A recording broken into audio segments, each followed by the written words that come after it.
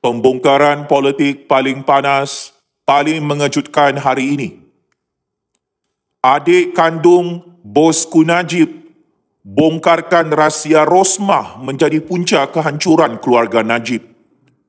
Untuk makluman seluruh dunia, skandal rompakan keuangan 1MDB serta sikap agresif Najib Razak terhadap pengurusan dana pelaburan negara itu mengakibatkan ketegangan dan kehancuran berlaku dalam keluarga Najib Razak sendiri. Dedah bekas pengerusi kumpulan CIMB Datuk Seri Nazir Tun Razak. Dalam buku memoirnya What's in a Name, adik kepada Datuk Seri Najib Razak itu berkata, ketegangan itu berlanjutan sehingga isteri Datuk Seri Najib, iaitu Datin Seri Rosmah Mansor, secara terbuka memberi amaran keras kepada adik iparnya itu. Mengimbas kembali suatu peristiwa pada 15 Julai 2015.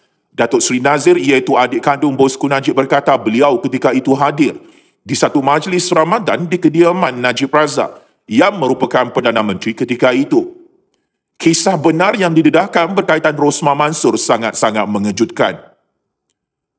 Berlanjutan tentang peristiwa di majlis berkenaan, Datuk Seri Nazir berkata ketika sedang asyik berbual dengan abangnya, Johari, beliau ternampak kelibat seorang wanita dengan tudung yang tak mungkin digayakan orang lain menghampiri mereka. Wanita itu tidak lain tidak bukan kakak iparnya, Datin Seri Rosmah Mansor.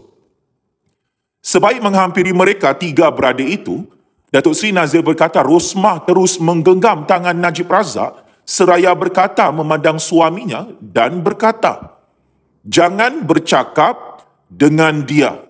Dia sedang melakukan sesuatu terhadap you, Najib, dan sedang cuba menjatuhkan you." Nazir berkata ketika itu juga tetamu yang menghadiri majlis berkenaan mula memandang kejadian tersebut. Dalam masa yang sama, Datuk Seri Najib Razak cuba untuk menenangkan Datin Seri Rosmah Mansor dan mempertahankan adiknya itu tetapi gagal.